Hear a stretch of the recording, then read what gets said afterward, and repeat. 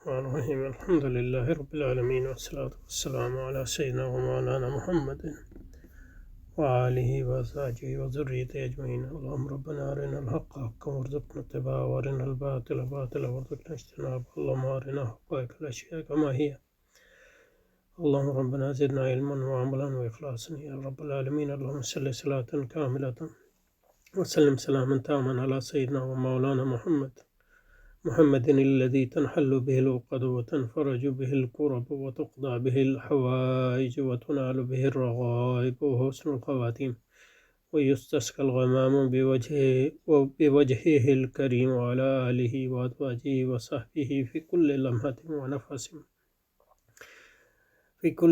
ونفس بعدد كل معلوم لك. اللهم في هذا اليوم المبارك فرج عنا وعن إخواننا في غزة. اللهم فرج عنا وعن إخواننا في غزة وفي فلسطين كلها وفي يمن وفي لبنان وفي إيران وفي سائر بلدان المسلمين. اللهم نفس كربنا وكربهم وثبت أقدامنا وأقدامهم والطف بنا وبهم يا رب العالمين يا أرحم الراحمين آمين. صلى الله تعالى على رسول خير خلق محمد وآله وصحبه أجمعين. Okay, so we're starting from here. So, and it is in this elimination of the satanic from the divine in a mystic experience that the followers of Freud have done inestimable service to religion. What's the service? Though I cannot help saying that the main theory of this newer psychology, that is Freudian psychology, that is psychoanalysis, does not appear to me to be supported by any adequate evidence. So if it's not supported by adequate evidence, how is it serving a religion?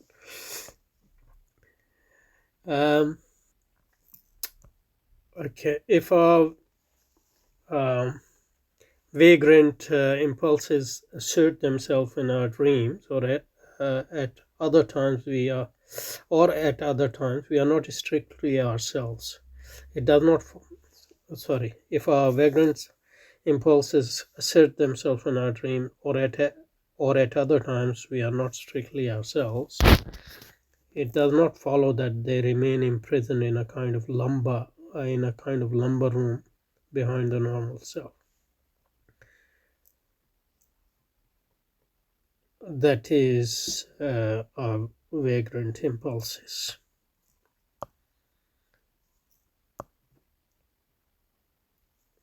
So that would be probably psychoanalytic position, that vagrant impulses remain imprisoned in a kind of lumber room behind the normal self. The occasional invasion of these suppressed impulses on the region of our normal selves tend more to show the temporary disruption of our habitual system of responses rather than their perpetual presence in some dark corner of our mind.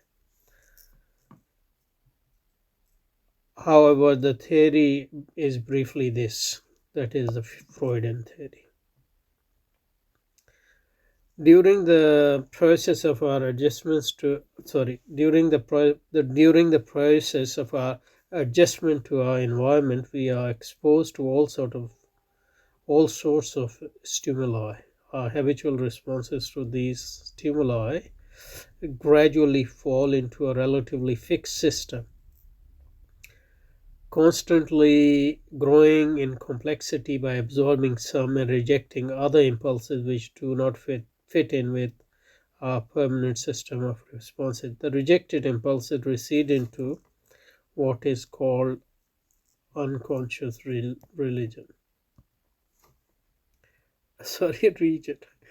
The rejected impulses received into what is called the unconscious region of the mind, and they await for a suitable opportunity to assert themselves and take their revenge on the focal self, or what he is calling normal self. In other he called probably the same thing. They may disturb our plans of action, distort our thought, build our dreams and fantasies.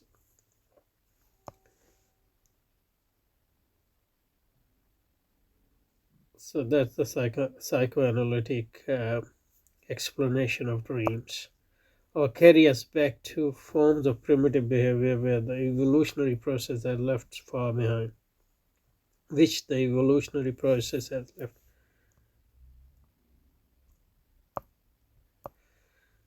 From the primitive behavior.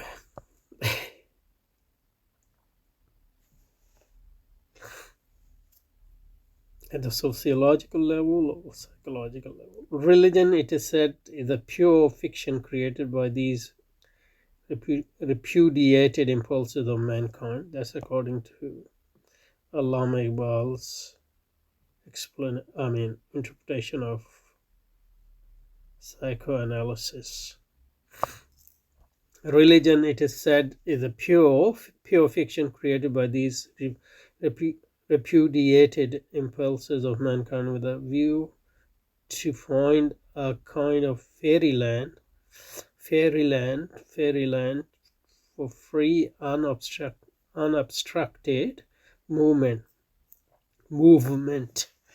Religions or religious beliefs and dogmas, according to the theory, are no more than merely primitive theories of nature whereby mankind has tried to redeem reality from its elemental ugliness and to show it off as something nearer to the heart's desire than the facts of life would warrant.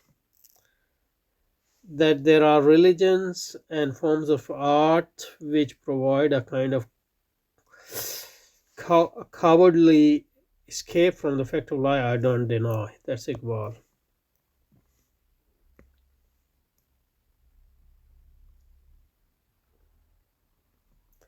All that I contend is that this is not true of all religions.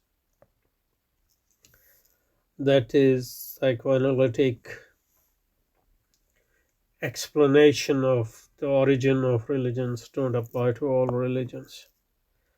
No doubt religious beliefs and dogmas have a metaphysical significance.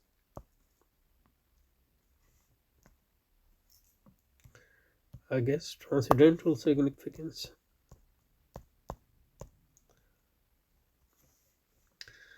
But it is obvious that they are not interpretations of those data or data of experience which are the subjects of the sciences of nature. But it is obvious that religious beliefs are not interpretation of those data of experience which are the subject of science. Religion is not physics or chemistry seeking an explanation of nature in terms of causation. It really aims at interpreting a totally different region of human experience. Okay, what is that totally?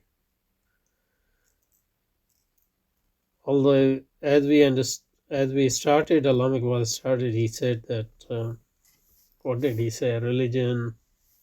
Let me go back to that. Yeah, at the start he said, what is the character and general structure of universe in which we live? Is there a permanent element in the constitution of this universe? How are we related to? What place do we occupy in it? And what is the kind of conduct that befits the place we occupy? These questions are common to religion, philosophy, and higher poetry. That's where he started this chapter. So evidently he didn't say science, but isn't philosophy related to science?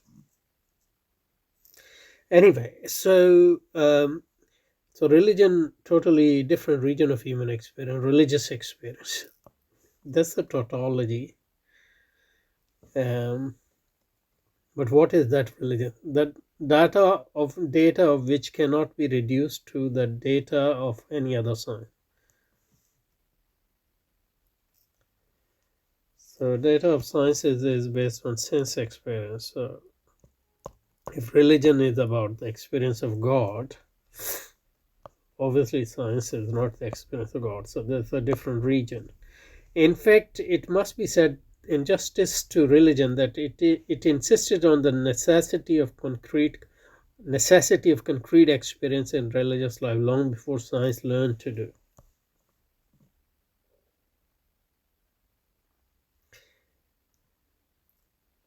In fact, it must be said in just religion that insisted on the necessity of concrete experience in religious life long before science learned to do.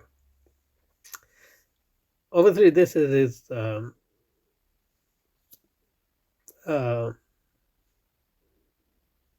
I guess his misconception about science, that science had something to do with concrete experience, and his misconception that before science people didn't pay attention to concrete experience, and that Islam sort of asserted for the first time, or religion asserted for the first time, the primacy of concrete experience or the importance of concrete experience, and that's why it sort of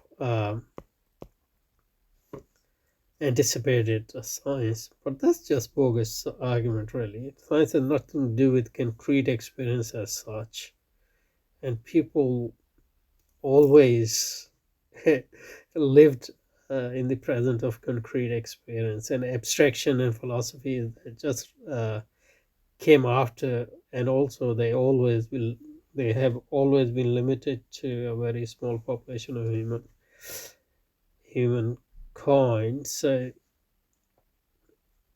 um, this argument, as we have already discussed several times, is bogus argument. It is based on a misconception about the nature of science and religion and humankind's relation to concrete experience. Okay, in fact, it must be said that justice religion insisted on the necessity of concrete experience in religious life long before science learned to do so. Um, the conflict between the two is due not to the fact that one is and the other is not based on concrete experience. That's true, but both seek concrete experience at the point of departure. Okay, I'll go with that. Their conflict is due to the misapprehension that both interpret the same data of experience. We forget that religion aims at reaching the real significance of a specific variety of human experience.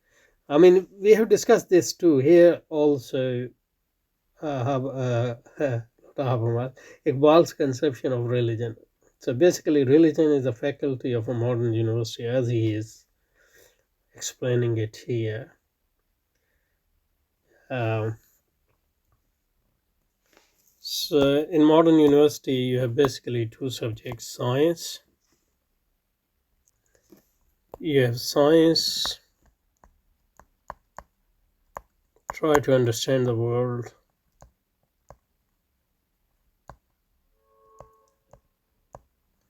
Start with human experience, day-to-day experience. And that day-to-day experience is data, and you try to interpret that data according to its aims and methods.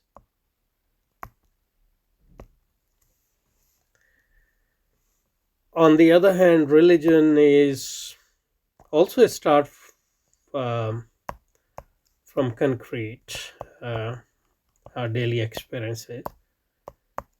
But religion's data is different from science's data. Religious data is experience of God or that sort of reality. And that is a concrete experience as well, but it's a different experience than which science is concerned with. And religion as a discipline take this experience, human experience of God, and it's different from that would include mystics, Sufis, prophets. So that's all human experience. And religion interprets this data according to its own methods and aims. So the difference between science and religion is that they explain they are concerned with different set of data. There's no other fundamental difference between science and religion, and both are disciplines within modern universities. So this is the secular conception of religion. So, but religion for us, for example, Muslims and Orthodox Christians, or even Orthodox Jews, is not a human experience as such. Obviously, it involves human experience, and it's not a discipline which interpret human experience, but it's a message of God. So it's based on revelation for the guidance of humankind. So it's not a human experience, human effort as such. It's a message from the Lord of the universe for human beings on how to conduct their life in this world, so they can attain eternal salvation. So that's the two different conceptions of secular conception of religion, and the other one is more traditional Abrahamic transcendental conception of religion. So coming back to both see concrete experience as point of departure. Their conflict is due to the misapprehension that both interpret the same data of experience. So this misapprehension, whatever it is within a secular field of studies. And I have no opinion on whether there's a misapprehension or not. That's something to be looked at. But this is totally irrelevant as far as Islam is concerned, because Islam doesn't do any such thing. Nor does, I think, Orthodox Christianity or Orthodox Judaism do any such thing. So here what he is describing religion as a faculty within modern university, or faculty in the sense in which Kant spoke of it. So their conflict is due to the misapprehension that both interpret the same data of experience.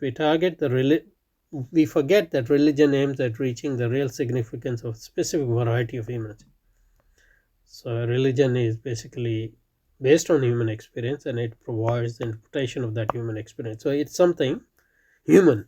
Religion is as human as science is. It's not divine in this explanation. Obviously, as a Muslim, he doesn't believe that. But here, when he's talking within Western academia, he's talking in a totally different paradigm, and which is obviously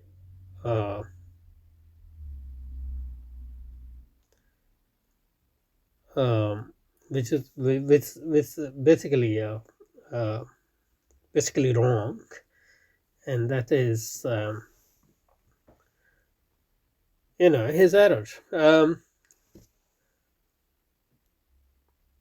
That's a mistake on his part, and obviously in this book he's basically a disciple of Sir Sayyid Ahmad Khan to a certain extent, and that position is different from his position in much of his poetry, for example.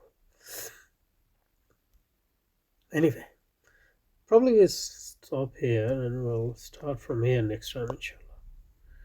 Where are we? So we are near the end of the second chapter, unbelievably. So yeah, so probably we'll couple of more sessions and we will be hopefully finished with this chapter.